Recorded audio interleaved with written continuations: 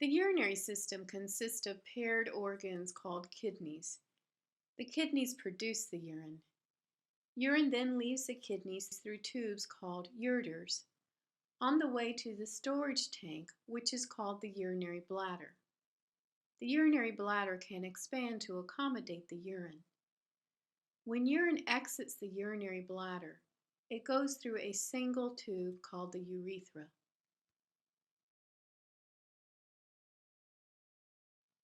Let's look specifically at the kidneys. The kidneys are located against the dorsal body wall at the level of the vertebrae T12 to L3. The right kidney is slightly lower than the left due to the presence of the liver. The kidneys are retroperitoneal, meaning that they are located outside the peritoneal cavity. The indented or concave region of the kidney where the tubes attach to the kidney is called the renal hilum or hilus. Adrenal glands sit atop each kidney. The kidney has three coverings. We will begin with the innermost covering and work our way out. The fibrous renal capsule is the inner covering, and it consists of irregular dense connective tissue. Its function is to protect the kidney from infections in surrounding tissues. The middle layer is the perirenal fat capsule, and it consists of adipose tissue. Its function is to protect the kidneys from mechanical trauma, such as being hit, as well as to hold the kidneys in place.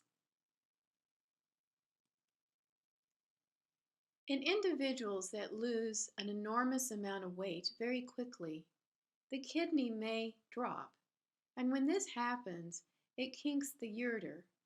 This condition is called renal ptosis. The outermost layer is the renal fascia, and the renal fascia consists of dense connective tissue.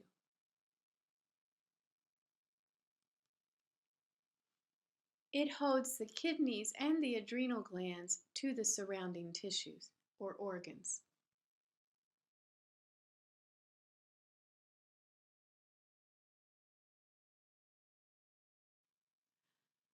Blood will leave the aorta and go into the renal artery. Within the renal artery, blood will then flow into segmental arteries. The segmental arteries then will feed into arteries called interlobar arteries, which are located in between the pyramids or lobes of the kidney. The interlobar arteries then flow into blood vessels that are at the base of each pyramid called the arcuate arteries. They will be located at the boundary between the medulla and the cortex. From there, blood would flow into blood vessels that are located within the cortex, and these are the cortical radiate arteries. All of these arteries are in red. Blood will then flow into the afferent arterioles, the glomerulus, a tuft of capillaries, out the efferent arteriole, into the peritubular capillaries.